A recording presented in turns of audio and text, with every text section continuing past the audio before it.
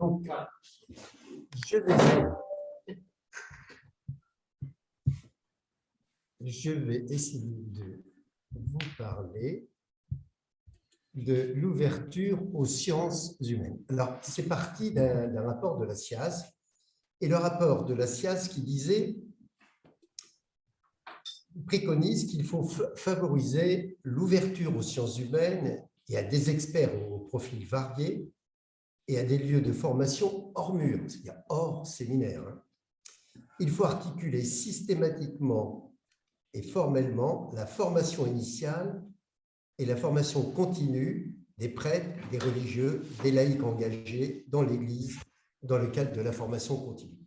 En gros, même si on a fait le cadet, même si les prêtres ont eu 6 années de formation ou 7 années de formation, ça nécessite qu'ils aient une formation et que nous, laïcs, nous ayons une formation aux sciences humaines.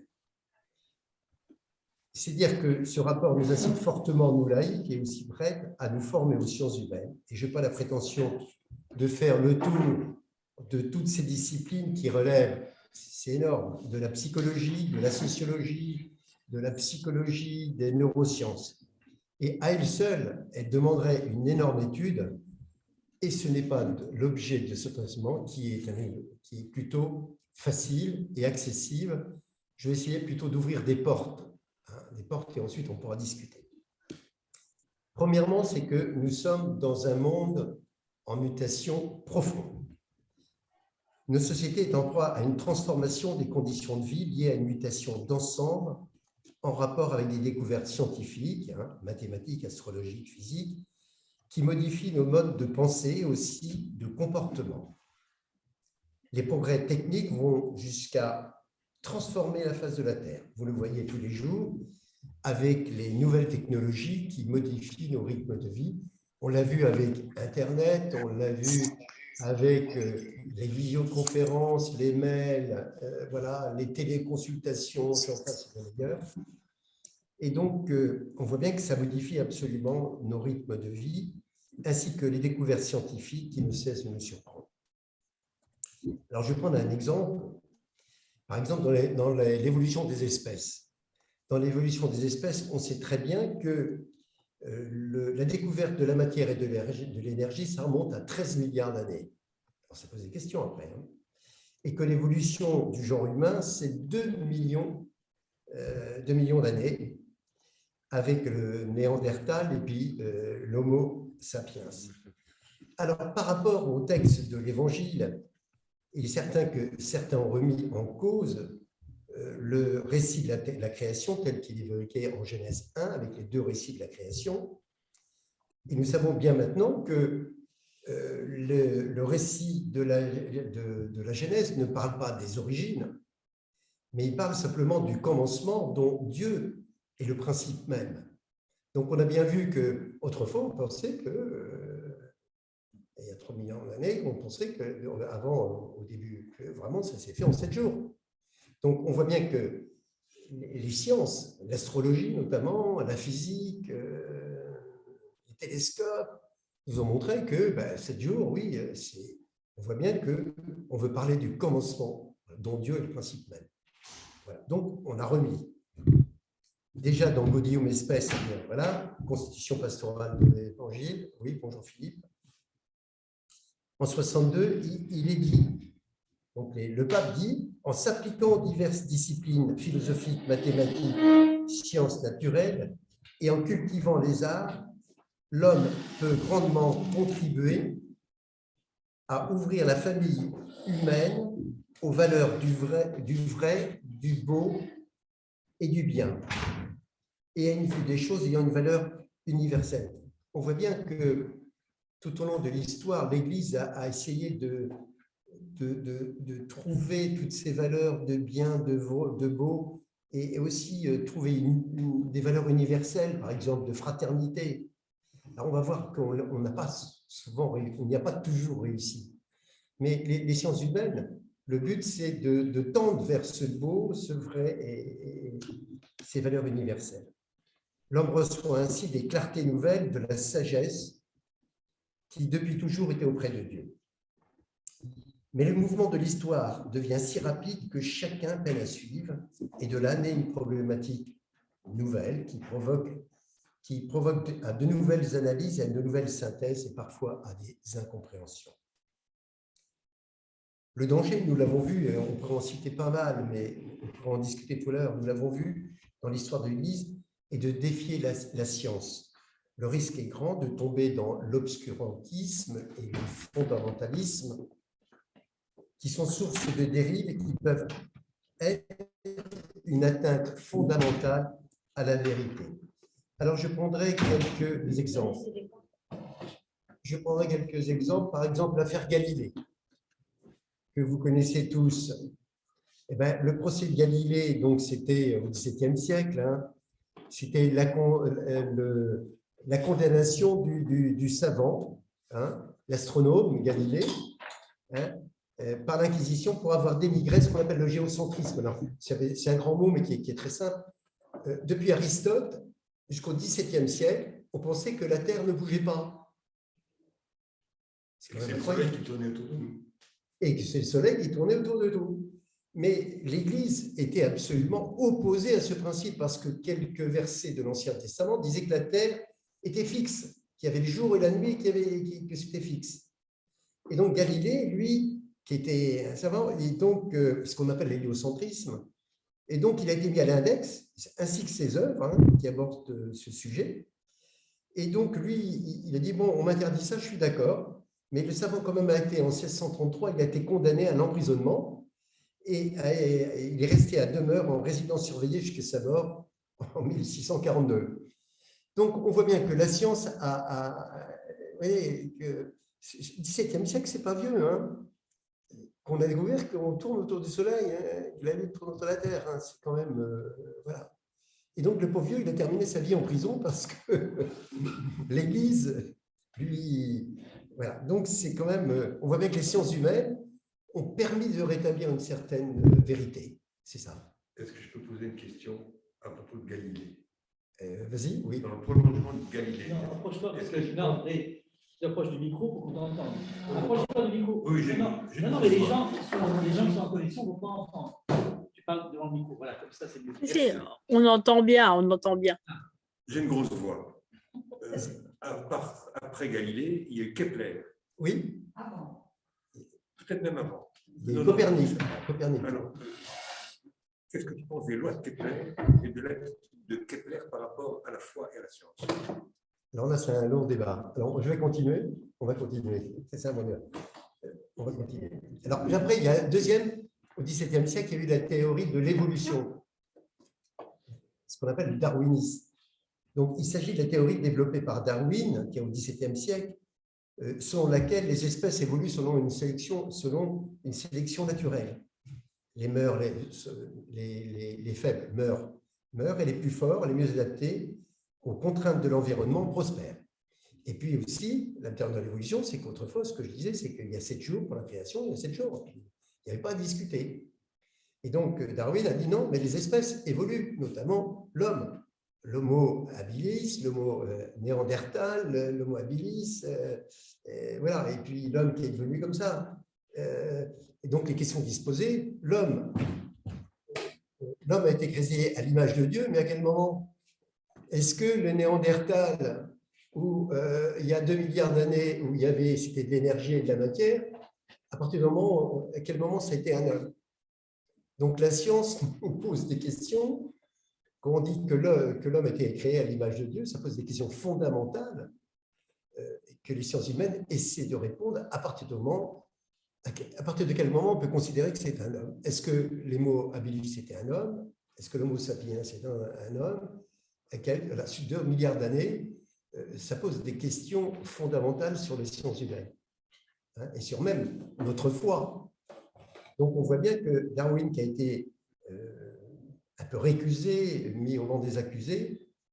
Et après, bon, je crois que c'est Jean-Paul II qui a vraiment accepté ça. Mais on voit bien que ça pose des questions fondamentales. Il y a un beau texte de Jean-Paul II qui dit que la théorie de l'évolution est plus qu'une hypothèse. C'est Jean-Paul II. Et Jean-Paul II.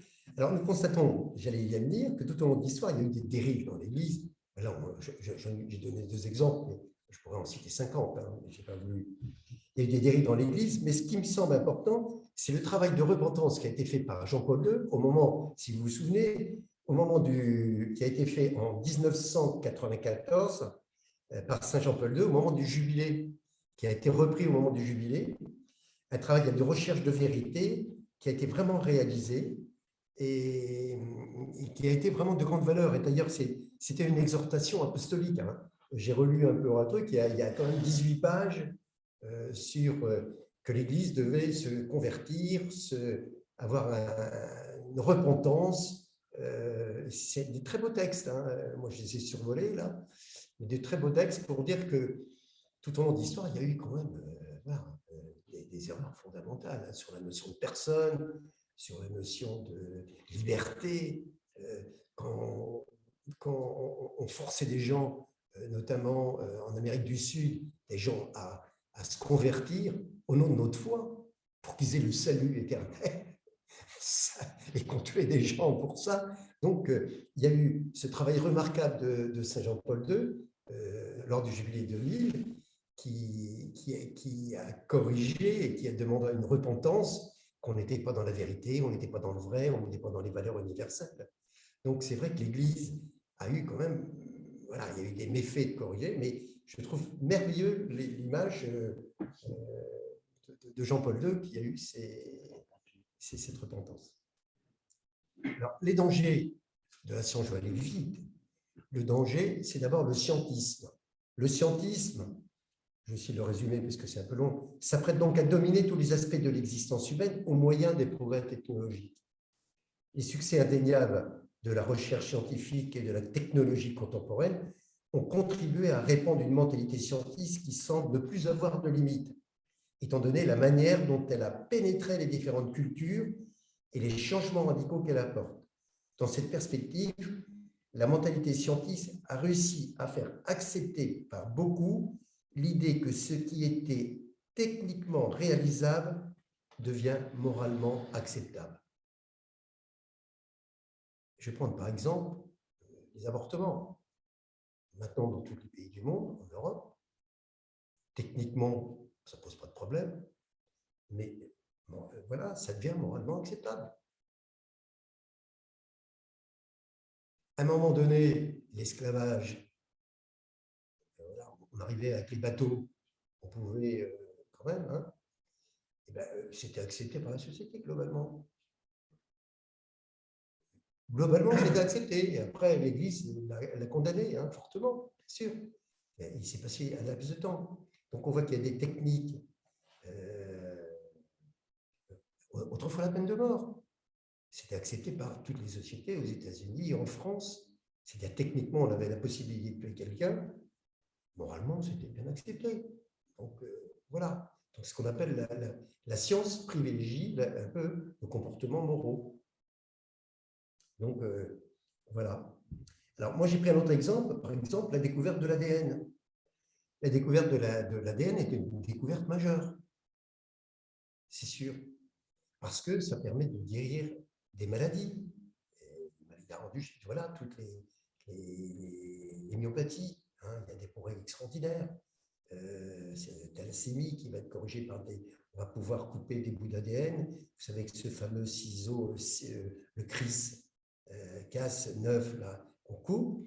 Et il y a une trentaine d'années, il y avait un truc qui avait fait fureur dans les journaux, moi je me souviens, c'était le lapin vert.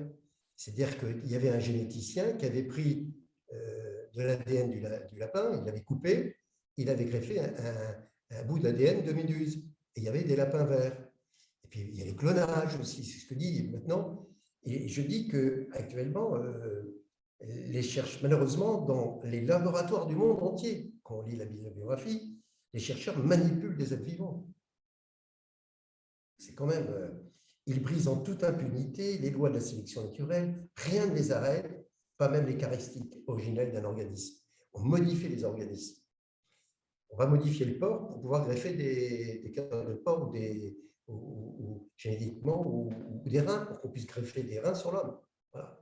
Donc, actuellement, et puis je ne parle pas du transhumanisme que je pourrais parler. Le transhumanisme, c'est l'intelligence artificielle Donc, on appelle bien sûr la science artificielle tout ce qui est technologique absolument superbe, mais on appelle les médecins pour modifier aussi les gènes, pour qu'on soit plus intelligent.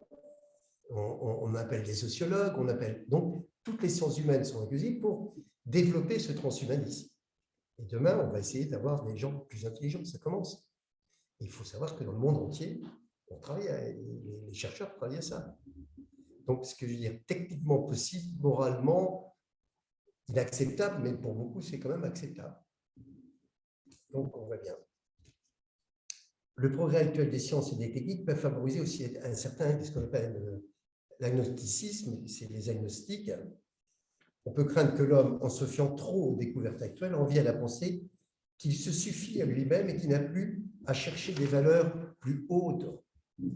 Par exemple, Kant disait « Nous n'avons pas besoin de Dieu pour faire le bien. La raison seule peut déterminer le choix moral. La raison de l'homme est de l'orienter vers le bien. Donc, on peut se passer de Dieu. » Donc, on voit bien qu'avant, Dieu, que ce soit dans la médecine, que pour… c'était le recours à tout. Au Moyen-Âge, Dieu soignait. On n'avait pas de médicaments. Hein, on avait les médicaments, c'était les médicaments de l'Antiquité qu'on avait. Donc, Dieu était le recours à tout. Pour les moissons, c'est pareil, que les cyclones, on priait Dieu. Et quand même, les progrès des techniques, les gens, même les miracles, il y a des gens qui disent non, les miracles, c'est des faux miracles. On sait très bien qu'il y a des guérisons spontanées de cancer du sein, moi, j'en ai eu, et puis des guérisons spontanées de leucémie, etc. C'est exceptionnel. Donc on sait bien que… Et donc il y en a qui ont remis en cause même les miracles. Donc il faut le voir. Donc autrefois, l'omniprésence de Dieu, puis on voit que dans notre société, avec les sciences, que… la science et la culture aussi. Elle est… Et la culture aussi. Et la culture. Le fait que les gens… Alors aussi, ce qu'on appelle aussi l'historicisme, c'est-à-dire que ce qui était vrai n'est plus vrai à l'époque. Il y a beaucoup de gens qui pensent que ce qui était fait autrefois, c'est plus vrai actuellement. Et puis, il y a le nihilisme. Voilà, c'est la négation de l'humanité, de l'homme, dans toute sa grandeur. Hein. Et par exemple, c'est Nietzsche. Mais même actuellement, par exemple, on a un qui fait beaucoup de dégâts, c'est Michel Onfray. Alors, il n'est pas nihiliste, mais il est athéiste, il est athée. Et ces bouquins se diffusent là, donc qui a une large oreille, qui se vendent bien, ces livres.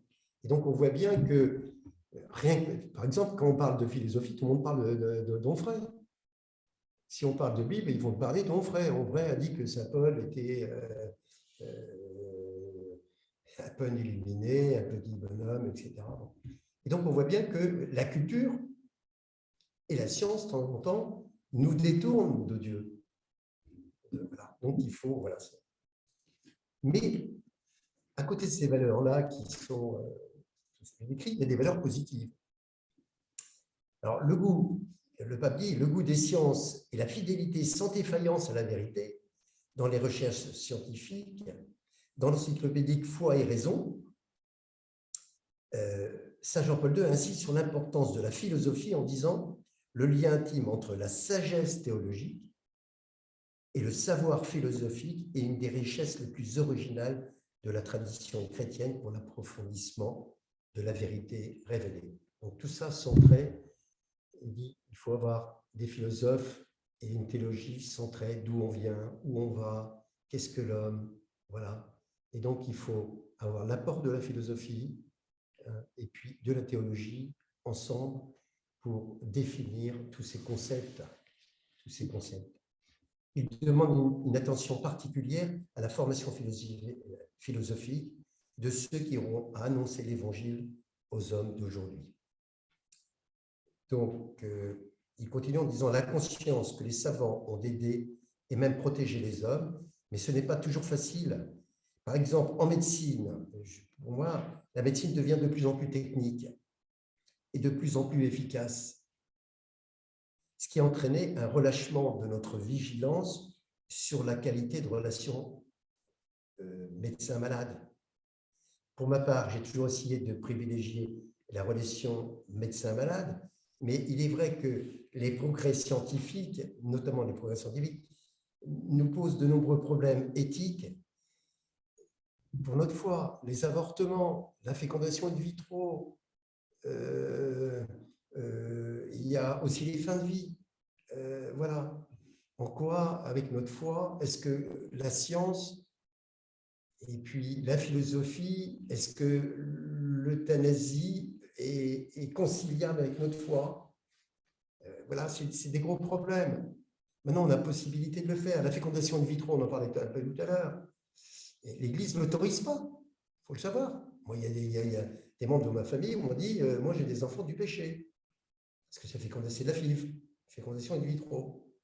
On leur a dit, un prêtre leur a dit, tu vois, vous avez des enfants du péché. Alors là, il faut dire que l'Église, voilà, les enfants du péché. Donc, comment on peut concilier les progrès de la science et l'Église et notre morale aussi? En quoi c'est moralement acceptable? La technique est moralement acceptable. C'est pas facile, hein, dans notre conscience. Alors, autre point positif, la nécessité de travailler en équipe dans les groupes spécialisés. On voit bien, notamment pour l'écologie. Autre point positif, c'est le sens de la solidarité internationale. Alors ça, c'est important, par exemple, pour tous les pays où il n'y a pas d'eau, eh bien, il y a des géologues, il y a des physiciens, etc., qui recherchent des nappes phréatiques. Donc, on voit bien que la science permet aussi le bien-être des individus. La volonté de procurer à tous des conditions de vie plus favorables. Maintenant, on sait très bien ce qui se passe au bout de la Terre avec les connexions Internet. Donc, on sait comment on peut essayer, les scientifiques, améliorer les conditions de vie en Afrique ou en Amérique du Sud ou en Asie, dans certaines populations. Donc, voilà. Et la science, à ce niveau-là, elle peut faire progresser, par exemple, sur les plantes qui sont plantées, qui tiennent mieux dans les conditions climatiques qui sont celles de tel ou tel pays. Voilà. Il y a des progrès là intéressants. Voilà. Alors, moi, je citerai quand même 2 ouvrages que tout le monde connaît, mais La joie de l'Évangile, 2013, où le pape parle de quelques défis du monde actuel, avec plusieurs chapitres très argumentés, je les ai relus, traitant de l'économie mondiale. Alors ici, par exemple, des chapitres qui sont non à l'économie d'exclusion, où il pense que les pays européens qui squattent un peu tous les pays d'Afrique, hein, non à la nouvelle idolâtrie de l'argent, non à la disparité sociale qui engendre la violence, l'égalité, comme quoi est-ce que la sociologie peut nous aider à être plus égalitaires dans un monde, voilà, et la politique. Et ces textes ont l'intérêt de nous mettre devant les réalités du monde actuel avec ses violences et ses inégalités. Donc les sociologues sont quand même, qui font partie des sciences humaines, nous aident à prendre conscience vraiment de ces disparités du monde. Donc c'est bien. Laudato Si, qui parle de l'écologie intégrale. Donc j'ai dit, tiens, le pape a repris beaucoup d'expertise des comités scientifiques du GIEC. Le GIEC est ce groupe d'experts intergouvernemental sur l'évolution des climats. Donc il y a une reprise, mais lui, il l'a mis aussi en écologie intégrale, c'est-à-dire sur vraiment l'écologie de l'homme, de l'économie, de l'homme face à l'économie et l'économie face à l'homme, donc c'est important, et des relations humaines. Voilà. Le pape nous incite à changer nos comportements pour construire l'avenir de la planète. Il parle de la nécessité de l'humanisme qui, en soi, fait appel aux différents savoirs. Et ça, c'est important. Le pape ne dit pas, non, mais il faut que tous les savoirs, hein, que ce soit les géologues, les astrologues, les philosophes, les sociologues et tout, notre foi doit se construire avec tout ça et prendre en compte pour l'avenir de notre société toutes ces... Aujourd'hui, l'analyse des problèmes environnementaux est inséparable de l'analyse des contextes humains, familiaux et travail. Donc voilà, c'est un peu tout la dotation. L'environnement, l'homme, la famille, le travail. Comment on peut concilier tout ça? Et donc, pour nous chrétiens, c'est un sacré travail. Hein. Il n'y a pas que les exégèses à faire. Alors après, bon, je vais passer vite parce que c'est un peu plus philosophique. Bon, c'est l'harmonie entre culture et christianisme. Voilà comment on a pu culture. Alors, qu'est-ce que je pourrais dire? Oui, on fait compte bien que l'Église ait contribué au progrès de la culture, l'expérience, qui n'est pas toujours facile de réaliser l'harmonie entre la culture et le christianisme. On voit que c'est difficile. Hein. On le disait tout à l'heure, hein, culture et christianisme.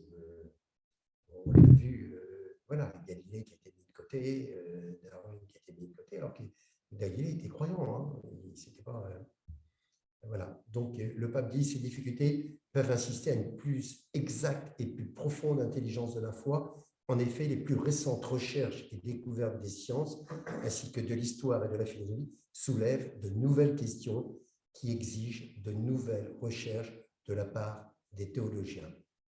Tout au long de l'histoire, la littérature et les arts, donc il aime bien ça, ont une grande importance. Tous les tableaux, tout le cinéma, c'est aussi la diffusion de la culture et de la prise de conscience de toutes les problématiques de la société. L'art du cinéma, par exemple, a été un grand moment pour prendre conscience de ce qui se passe dans d'autres pays, etc.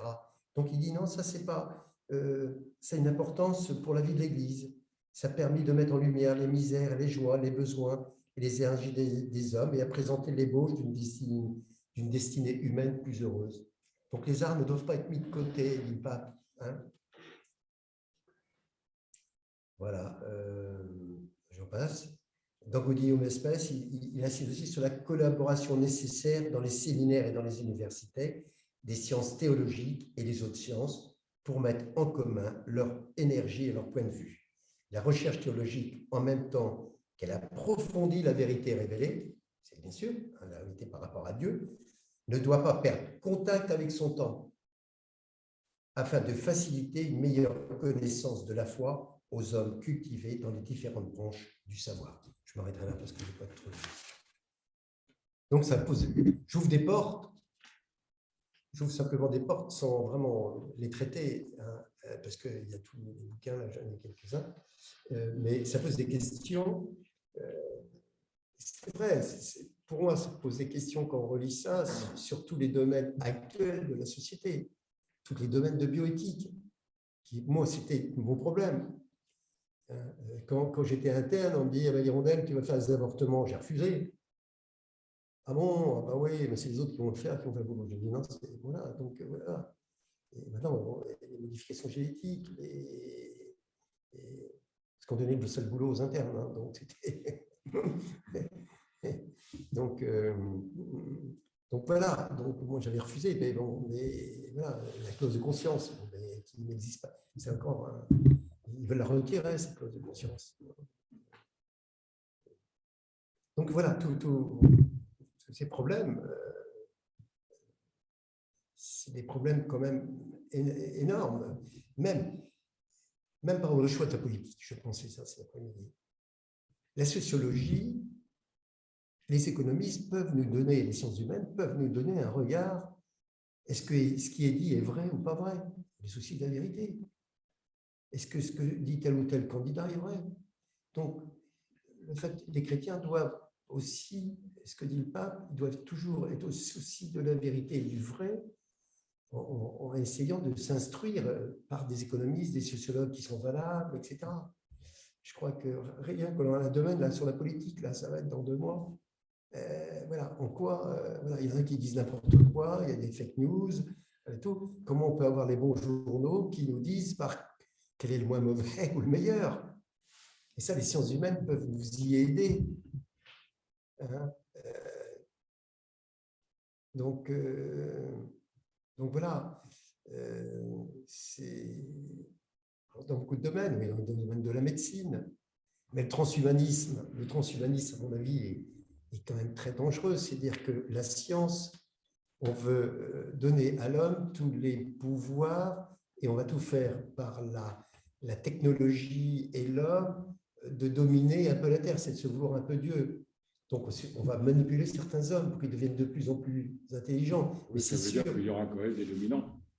Puisqu'il y aura quand même des dominants, certains plus intelligents que d'autres, puisqu'on va pouvoir se permettre de donner de l'intelligence à certains et pas à d'autres. Oui. Ça veut dire qu'il y a toujours la domination de l'être humain, quand même. Oui. Oui, mais c'est la domination de la technique, de l'argent. Ça sera encore pire avec ce genre de... Oui, bah oui, je suis d'accord avec toi. Mais ça pose des problèmes. Bien sûr. Des problèmes... Par rapport à l'intelligence de l'homme, j'entendais ce matin aux informations, il disait que les heures de télévision par les jeunes les abrutissent, en fait. Ah oui. Leur donne moins de capacité. C'est énorme le chiffre. Pour les plus jeunes, c'était 3 heures par jour en moyenne. Pour les collégiens, c'est 5 heures par jour en moyenne. Et pour les lycéens, c'est 7 heures de connexion par jour. Et il disait que malheureusement, le cerveau des jeunes n'étant pas finalement constitué encore, eh ben, en fait, ils ont moins d'intelligence, moins de capacité. Il y a ça d'un côté, puis de l'autre côté, il y a effectivement l'intelligence augmentée. On va permettre à l'homme, grâce à la technique, d'avoir une intelligence augmentée. Il y a les deux. Oui, donc on a besoin, alors encore des sciences humaines, d'avoir des data, des expériences faites chez l'enfant pour montrer que c'est mauvais.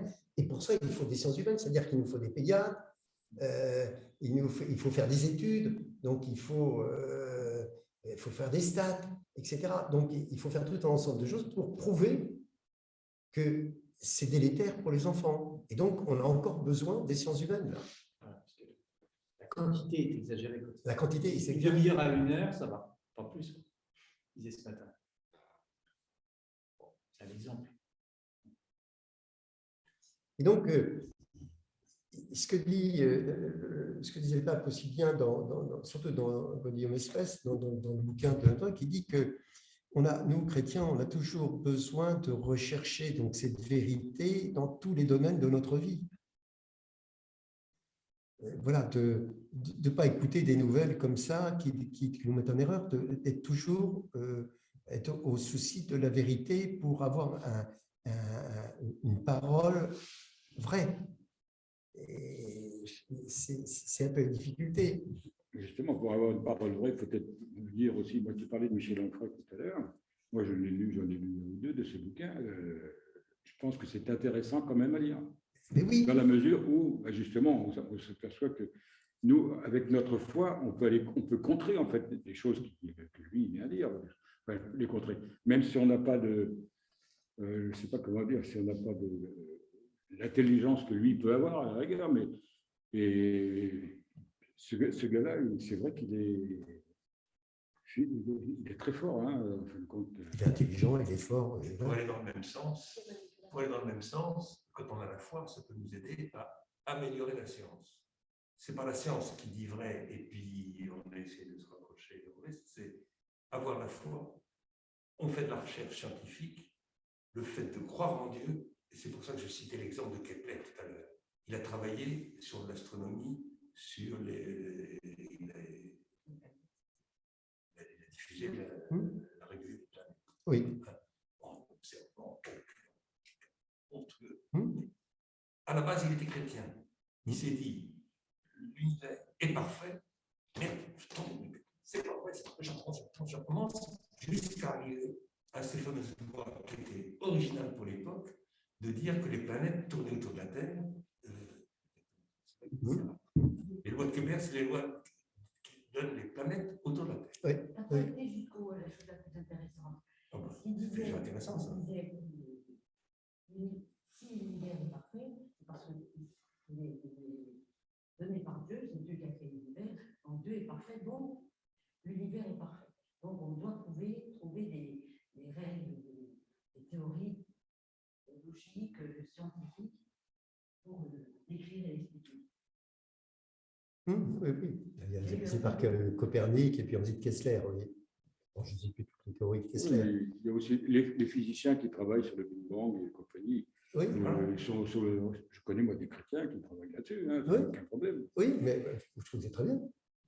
À la lumière de la foi, je pense qu'on peut éclairer beaucoup de monde, Voilà. que ce soit dans les sciences ou Oui. partout. Et ça, on ne dit pas assez souvent. De la foi, tout peut s'expliquer et progresser, que ce soit les scientifiques, que ce soit les psychologues ou autres. Je crois qu'on peut progresser comme ça, mais toujours à la lumière de la foi. Alors, au début, si tu veux, au XIXe siècle, on voit bien que Dieu était le remède à tout. C'était le fourre-tout partout. Tu étais malade, c'est Dieu. Pour les moissons, c'est le truc. Pour le climat, c'est Dieu. On prie Dieu pour le climat, on Dieu pour lui qui avait été blessé, l'autre, etc. On mettait Dieu. Alors, on voit bien que si l'autre avait une septicémie ou qu'il a une gangrène, il allait mourir. Bon, c'est très bien. Dieu, il va lui prendre son âme et puis il va aller au ciel. Mais si tu veux, la toute-puissance de Dieu, et je pense qu'il y a eu, la toute-puissance de Dieu a été à un moment donné un peu erronée. Dieu ne va pas sauver quelqu'un qui a une septicémie. Et pourquoi pas? Prenons l'exemple Oui, aujourd'hui mais c'est des très antivax. Oui. Certains qui se disent chrétiens, profondément chrétiens, disent Dieu nous protège, donc non au vaccin. Ça va pas? Oui, ça ne va pas, ça. Non, Donc, mais moi, je Tu vois, dis, à la fois elle est claire, mais voilà, elle ne remplace à pas la lumière les de sciences la humaines, foi, quoi. Voilà. Elle ne remplace pas. un C'est pas scientifique peut prier pour aider à trouver Exactement. un médicament. tout à fait. Voilà, c'est Ah bah ça. oui. la foi chrétienne n'est pas en concurrence avec les sciences Non. humaines. Voilà, C'est voilà. ça. Oui, Elles oui. s'épaulent l'une l'autre. Oui, moi, je trouve que c'est un peu complémentaire. Enfin, je l'ai Mais dit oui. peut-être mal, mais Plus qu'un peu. Tout à fait. Le complémentaire. pape, Jean-Paul II avait une belle image. Hein, il dit c'est comme les deux ailes qui voilà. permettent de s'élever, la foi et la raison. Voilà, Pierre. Et Moi, donc, j'avais lu dans Magnificat, il posait la question comment comprendre que Jésus guérissait beaucoup les malades et que maintenant on est beaucoup moins guéri quand même par la foi et même par une foi soutenue, par beaucoup de prières. Et il expliquait que l'Esprit Saint, il passait par des chemins qui répondaient à ce que les personnes, ce dont les personnes avaient besoin, qu'ils ne trouvaient pas dans leur vie, dans la culture et dans leur environnement. Et que dans le temps, il y avait la maladie, alors que maintenant, il y a beaucoup de réponses qui sont données à la maladie par les sciences. Et que Dieu trouve d'autres chemins que de guérir des personnes physiquement pour se manifester. Je trouvais que c'est intéressant. Et j'avais une question quand même. C'est Marc, quel rapport avec la SIAZ? Parce que je croyais que ça avait un rapport avec la SIAZ, ton intervention. Non? Oui, oui, oui. Alors, dis-moi. Non, on dit qu'actuellement, d'avoir une ouverture dans tous les domaines, surtout de la philosophie. Et donc, je veux dire que le rapport de la SIAZ, on voit bien que dans le rapport de la SIAZ, le fondamentalisme et l'obscurantisme dans l'Église a été source de nombreux maux. Et dans les rapports de la SIAZ, le rapport à l'autorité, le manque de liberté, je pense que si tu étudies un peu les philosophes, si tu lis un petit peu, même bien la théologie, le rapport à l'autorité n'est pas la soumission de l'autre à tes désirs. L'autorité ne doit s'exercer que dans un don donné et reçu, du moins ma perception. Et peut-être que aussi qu'on peut rappeler, Claire et Bruno se sont connectés un petit peu après le début. Donc, comme Marc a commencé au départ par citer les recommandations de la SIAZ, qui justement dit que l'Église doit accepter l'apport des sciences humaines. Et l'Église doit être ouverte et non pas faire des formations en vase clos, mais accueillir justement en dialogue tout ce que les sciences humaines peuvent apporter. Ah, ok, merci. Merci. C'est le lien que je voulais avoir. Ce rapport de la SIAZ, je pense que quand on enferme des séminaires, des séminaristes, où ils sont formatés en théologie très bon, mais il n'y a pas de cours sur l'affectivité, sur la sexualité, il n'y a pas de cours sur l'autorité. Un petit peu quand même. Oui, mais non, mais très peu. Je crois qu'ils ont une journée, ou du moins, alors je ne sais pas, mais tu vois, c'est que ça manque complètement d'ouverture dans tous ces domaines-là. On gagne à avoir des apports. Je vais donner un exemple tout simple. Hier soir, je mangeais chez Étienne et Marie-Astrid Gilles, qui sont sur la paroisse du même pôle que nous, Mathieu Béville-Beuville. Et Étienne Gilles, il est donc un des responsables de promouvoir l'état d'esprit ignatien, enfin voilà, ce qu'on appelle le GRIN, un groupement régional des accompagneurs ignatiens, mais il est même au niveau national. Et ils viennent d'organiser une session à Rouen pour les prêtres sur l'accompagnement spirituel. C'était sur le mode de volontariat. Il y a eu 16 prêtres de Rouen qui sont venus suivre. C'était une session sur plusieurs jours. Bon.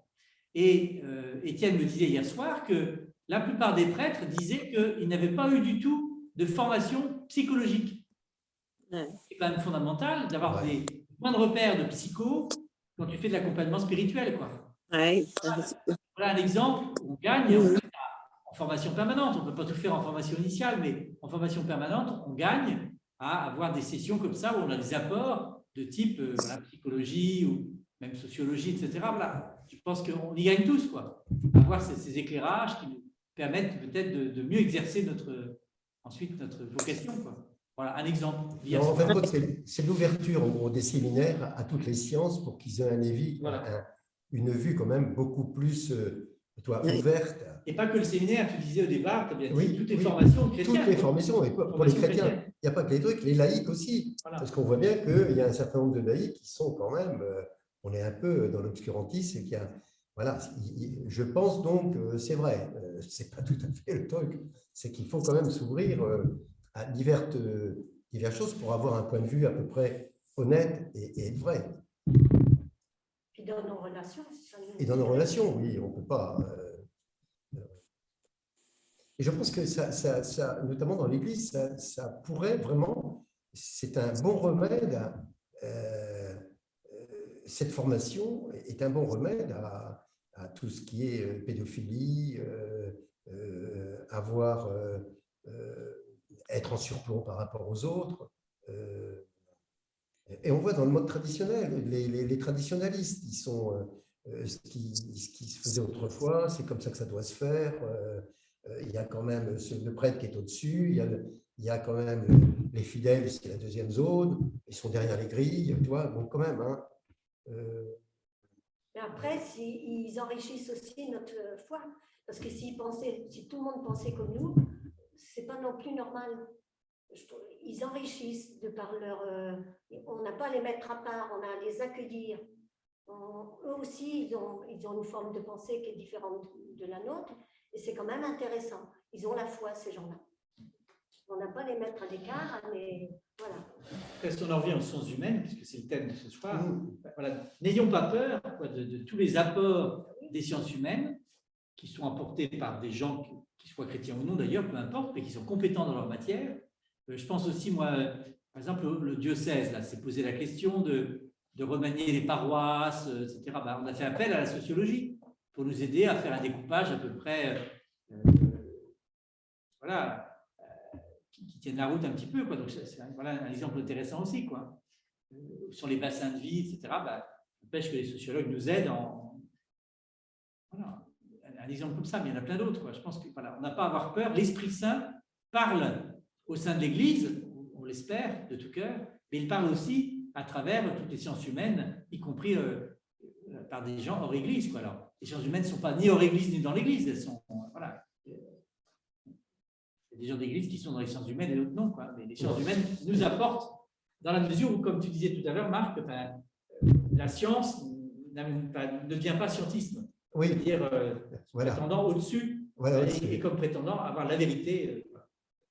Non, je pense par exemple à Talentéo, où c'est des professionnels de l'industrie du coaching qui sont vraiment des spécialisés, qui mettent leur science au service de l'Église, aussi bien des évêques que des prêtres, que voilà. Et donc, ben voilà, c'est un apport qui a été très important parce que ce n'était pas du tout enseigné dans les séminaires. Voilà. Et donc, ça leur permet d'avoir une ouverture de gestion, de comment aborder les autres, comment gérer une paroisse, et qui peuvent... Voilà, c'est un apport des sciences humaines qui est quand même... voilà, c'est pas l'entre-soi, il nous explique comment... et donc, c'est bien qu'on puisse se former à des sciences comme ça. Alors, il y en a des milliers, là, on a des exemples...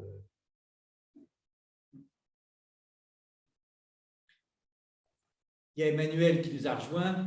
Bienvenue à toi. Je glisse un petit mot, bonsoir à chacun.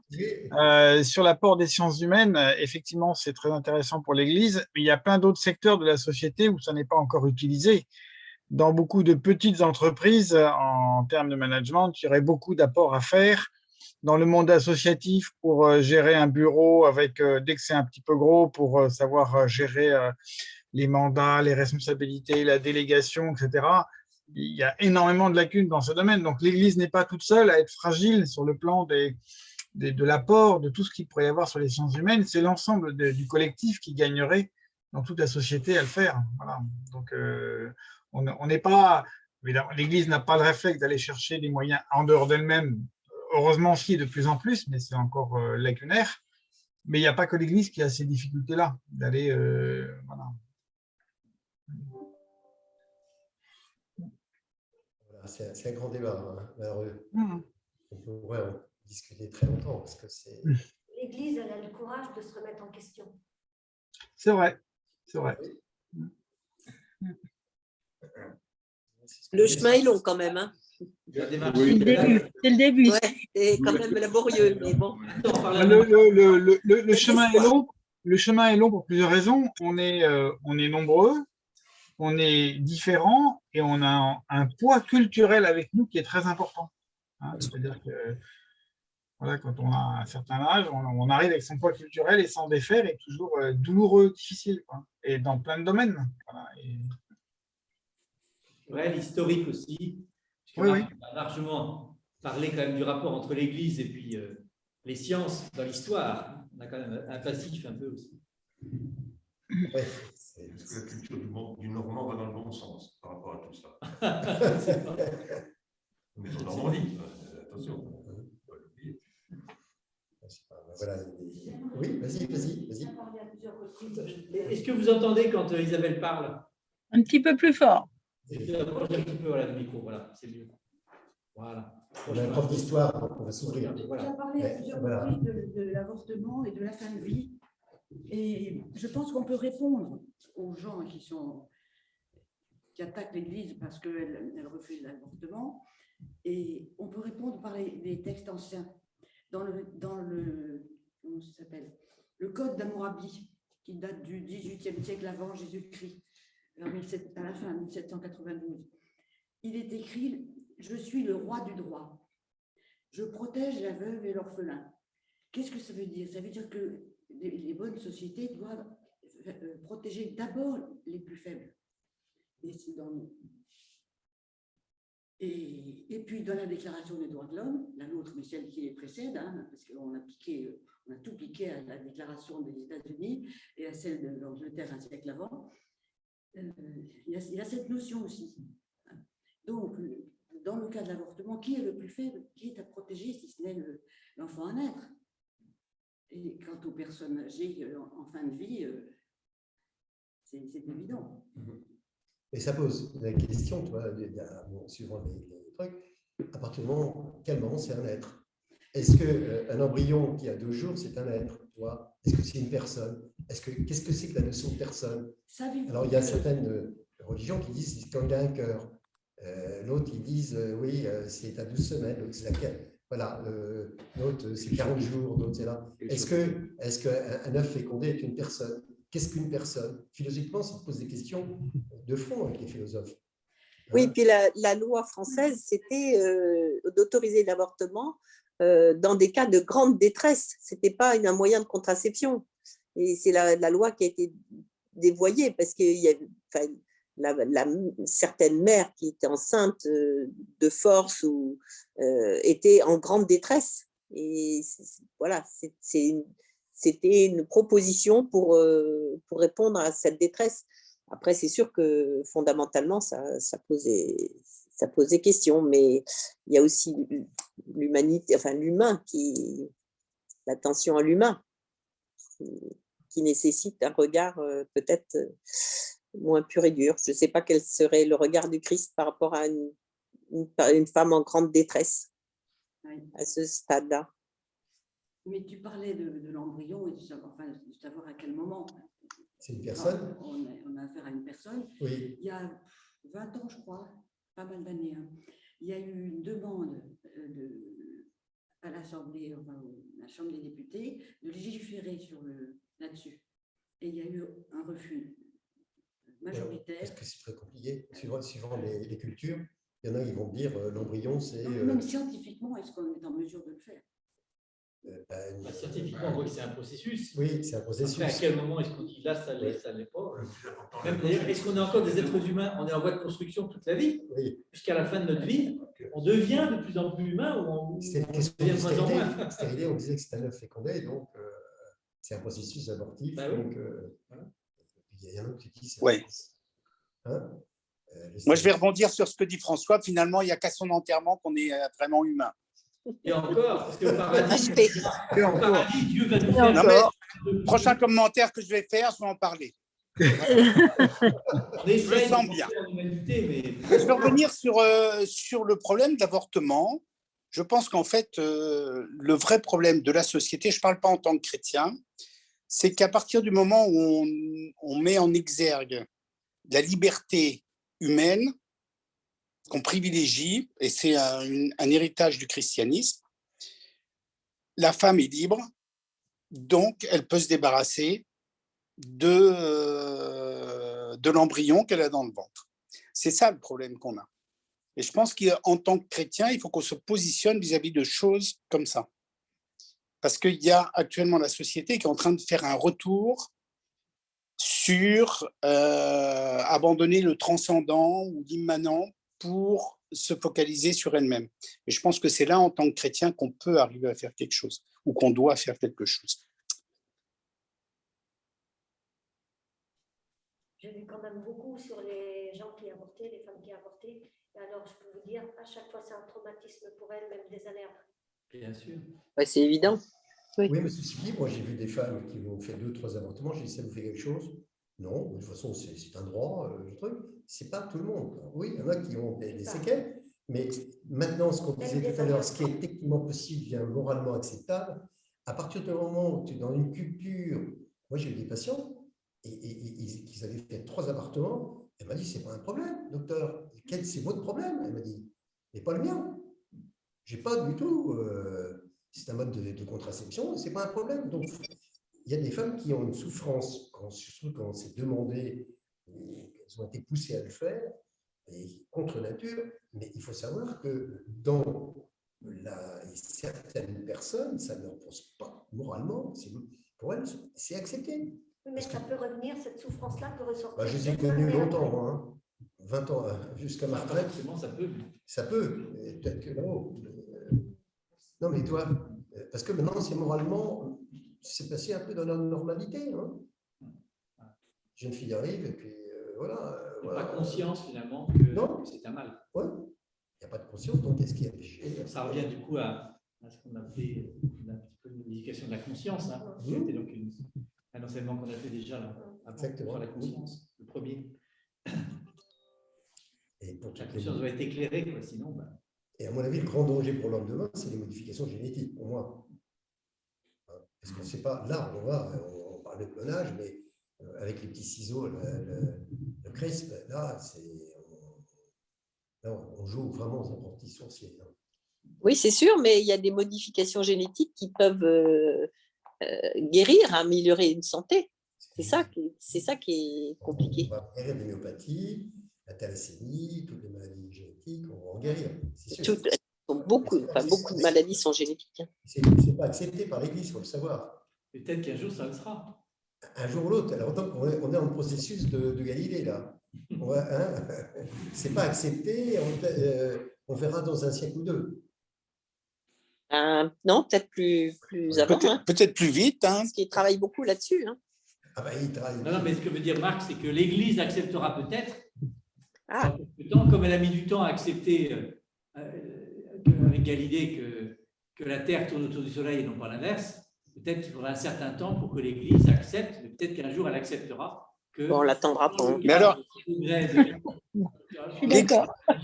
l'Église n'a plus le même poids dans la société qu'à l'époque de Galilée. Pardon? L'Église n'a plus le même poids aujourd'hui qu'à l'époque de Galilée. Non, mais et ce que risquait Galilée, c'est quand même d'être rejeté déjà de la société.